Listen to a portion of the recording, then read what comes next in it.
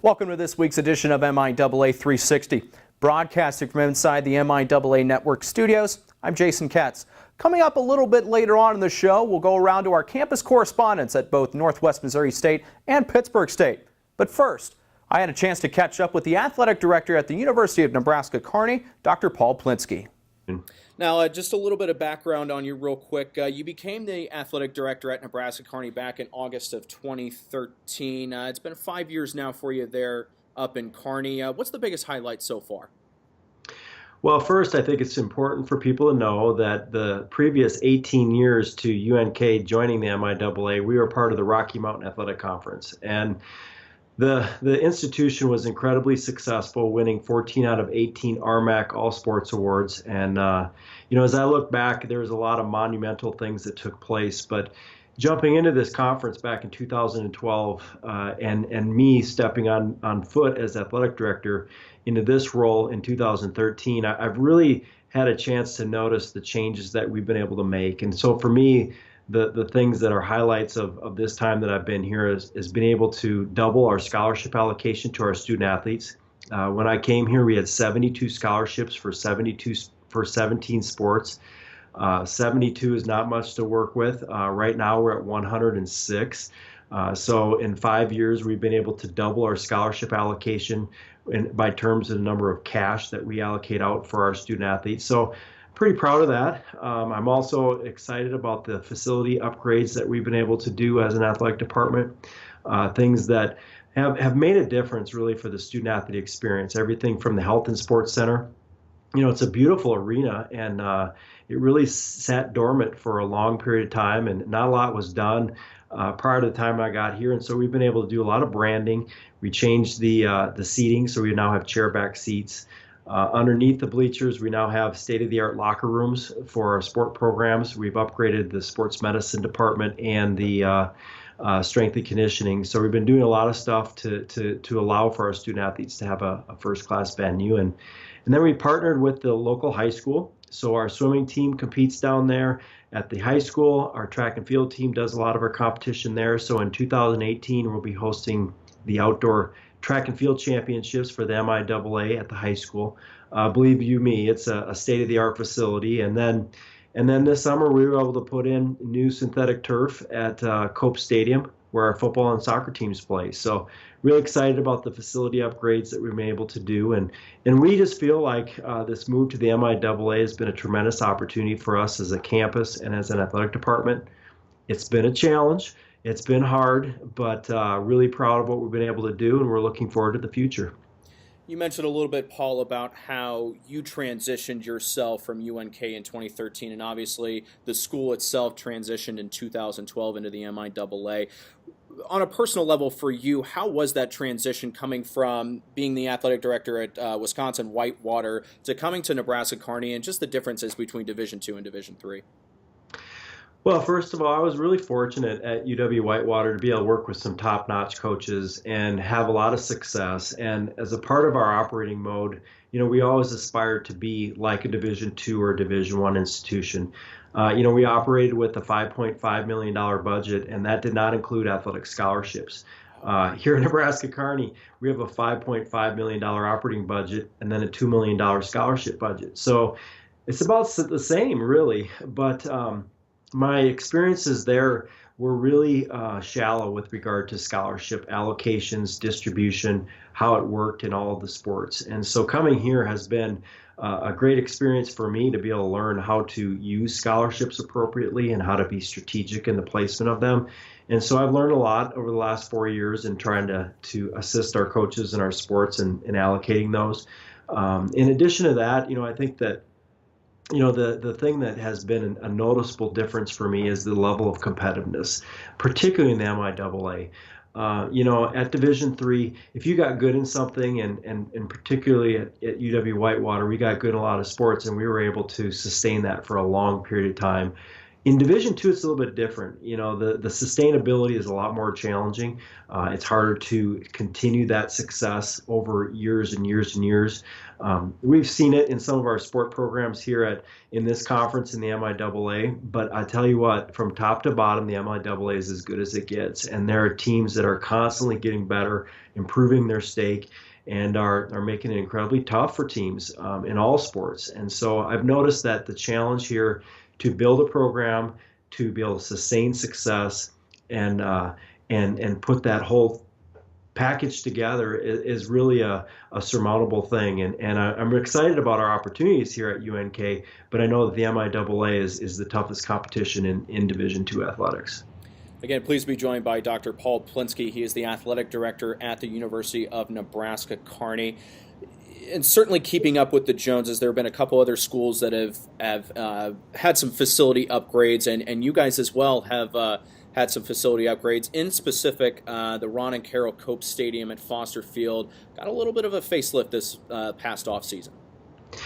That stadium was remodeled about 10 years ago, and there was a lot of things that were done. Press box onto the field, and then with a scoreboard that had a matrix board inside of it. And so there's some good things that were done to that venue.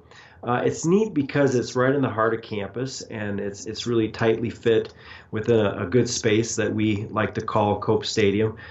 So we came into the MIAA with that venue having a really nice press box and about a 5,200 seat venue.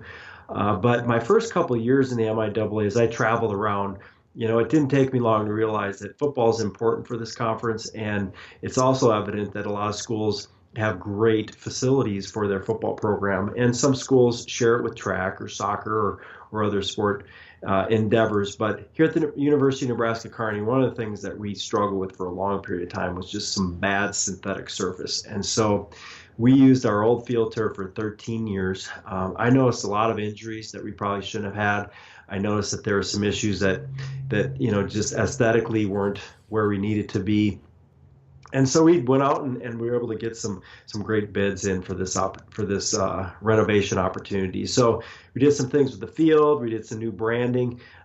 We even bought a new set of uniforms to kind of match it. So we're really excited about being able to step up our game and be able to provide our student athletes with the quality experience that we hope parallels some of the other schools. We know that we're not at the top yet, but we're building, and this is one piece of the puzzle to help us build toward being a contender in this conference. And certainly having those upgrades and being able to afford those upgrades doesn't come without corporate partnership and private donations. Talk about how you've really been able to get on top of that and be able to provide all these great resources for the university. Well, one of the things that's really unique to me is to be able to see the impact and the philanthropy in the city of Kearney, Nebraska. We have some outstanding people in this community that really want to help and really want to see something special happen on the University of Nebraska-Kearney. One of our struggles is that we do compete in a state that doesn't have a professional sport team. We also have the University of Nebraska at Lincoln, 2.5 hours, 2 hours exactly to the east of us that draws a lot of our fans. And so our first selling point is that we want our people to realize they can support both. We know that a good portion of their support is going to go towards Lincoln, but we would hope that they'd be able to provide us at least some support. And so we have our local donors, we have some corporate donors that are involved, and then we have corporate, regional, and national enterprises that help us out. But with the town of 32,000, we spent a lot of time trying to engage the community and get them involved in what we're trying to do, from local advertising opportunities. We try to do things on the radio or with our live streaming. We're constantly looking for ways to get the advertising or the name of the specific company in front of our fans, our students, and our student athletes. And we've had tremendous success doing so. We're not as good as we want to be, and we're not where we need to be yet, but we're able to generate about $350,000 to $400,000 annually off our corporate sponsorship support. So some of the money goes towards our operational budget, some of the money goes towards scholarships, and it all depends on the individual entity or the corporate sponsor that wants to be a part of what we're doing. And so for us, it's an important piece of our operating budget or our scholarship budget. It helps us do what we need to do, but it's also part of showing this community corporate enterprise that's willing to support and partner with UNK and create an atmosphere that we hope is conducive for student-athlete success and learning. And not only have your programs been successful on the playing field, but they've also been successful in the classroom as well, where several of your programs have had 3.0 GPAs or better. Talk about that specific, being able to have that mentality of being able to not only get it done on the field, but also in the classroom as well. You know, we have 445 student athletes, and about 180 of them are from out of state. So we're recruiting a wide array of student athletes to our campus. We know that the largest portion of our student athletes are in the College of Education. The second group of student athletes are in the College of Business and Technology. But for us, you know, we try to emphasize as much as possible that our student athletes are here to be students first and athletes second. And so we preach to them on a regular basis that they need to be great in the classroom and they need to perform at the highest level possible. Last year was probably our best year academically of all the years that we've been in existence.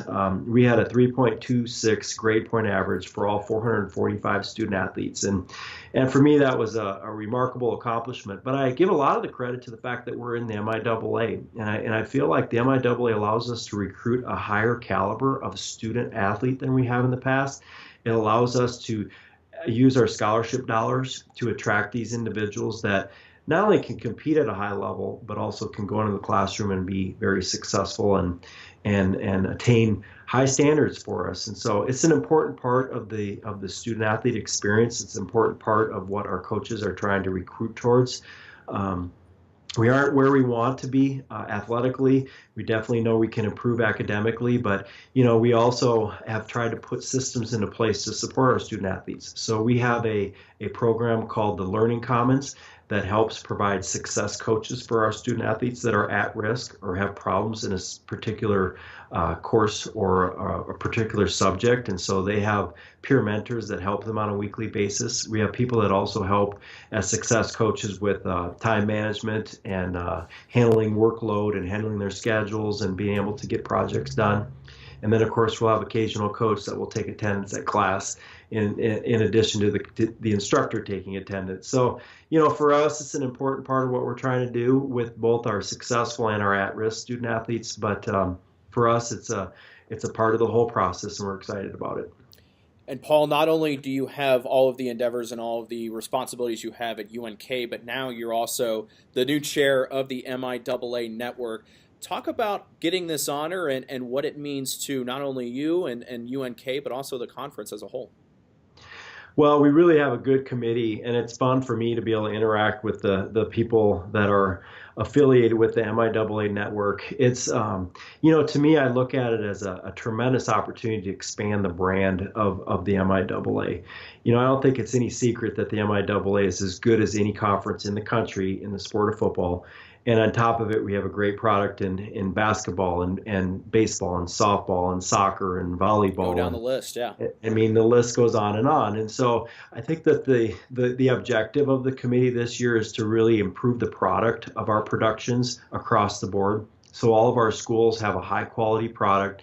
And that's not just the filming that takes place, but also gets into the actual content and the audio that comes out. And we've got some highly talented people in this conference, and we've got a great brand to be able to promote. And so we're looking closely right now at the quality of our product. And then as we take the next steps further, we're going to look at our model of whether a pay-per-view versus free per-view is the model of the MIAA.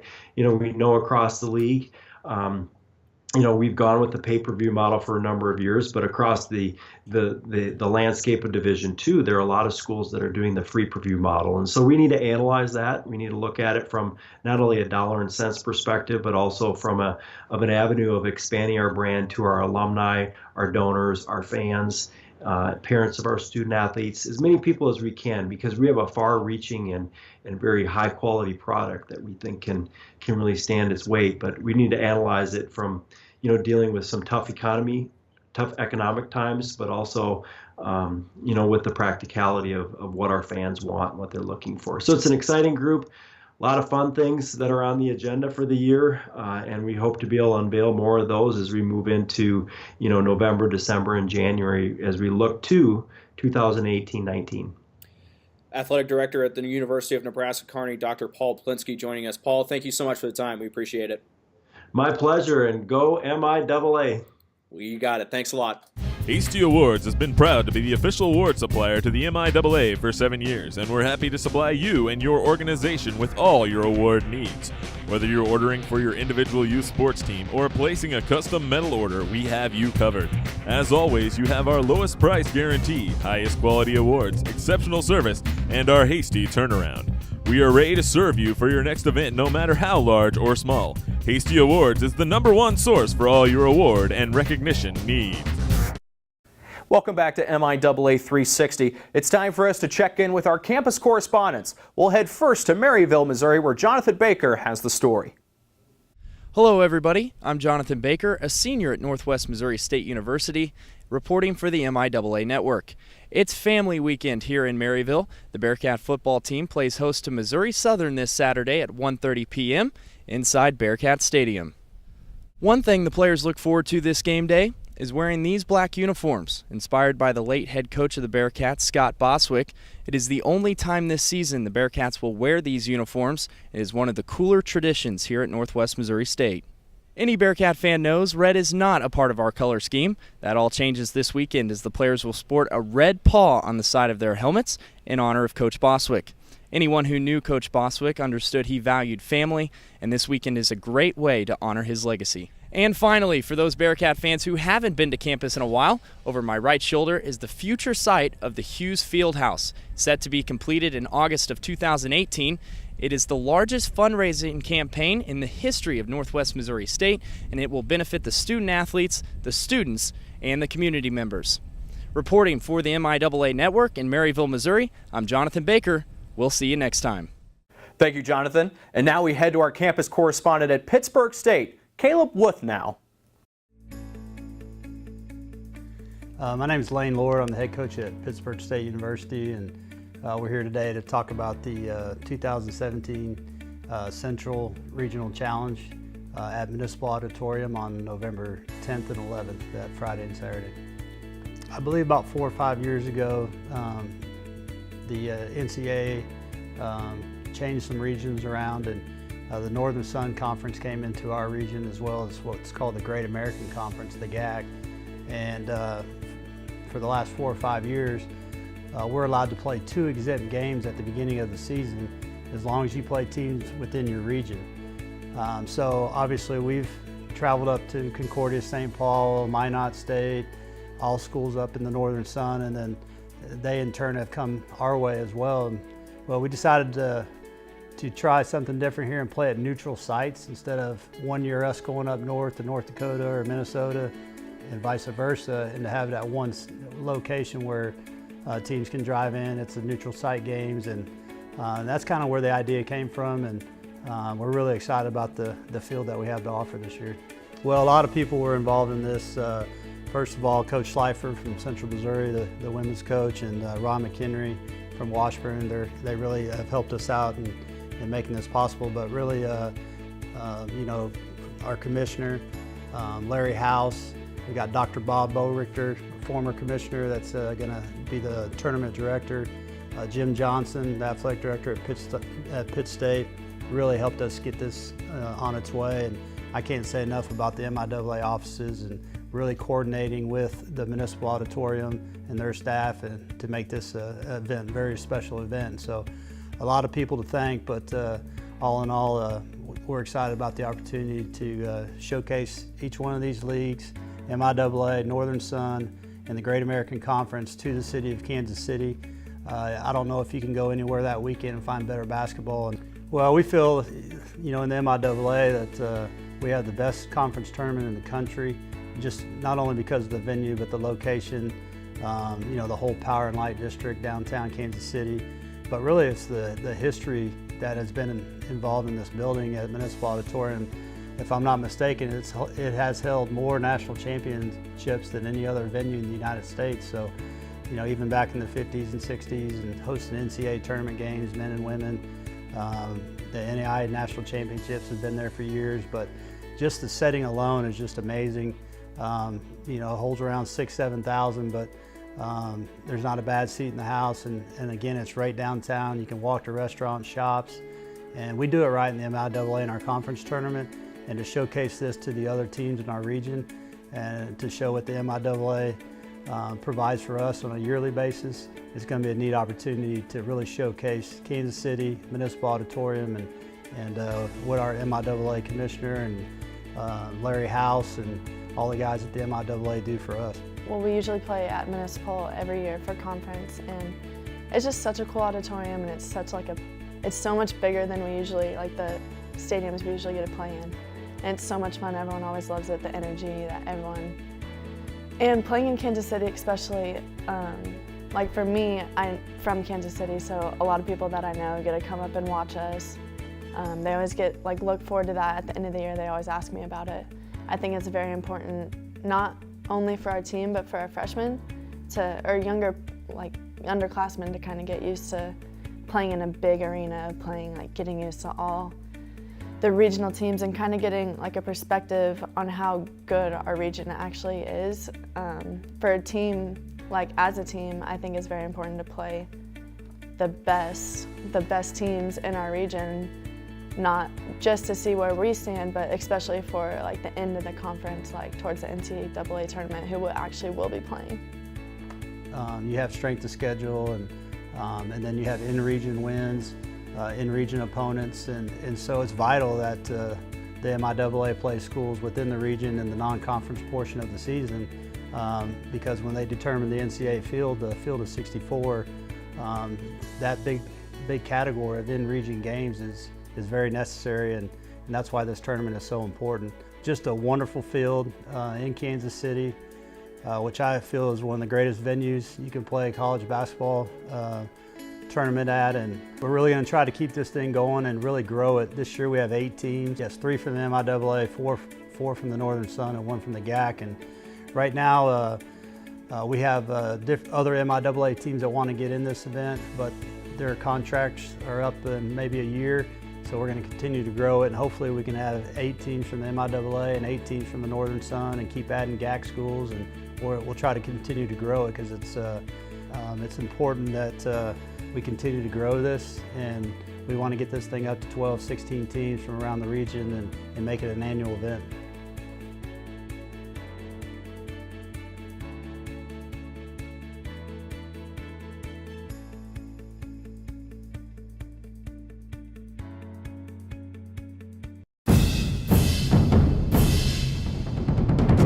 We've got our heads in the game, our minds in the classroom, our hands in the community, and our feet ready for the world.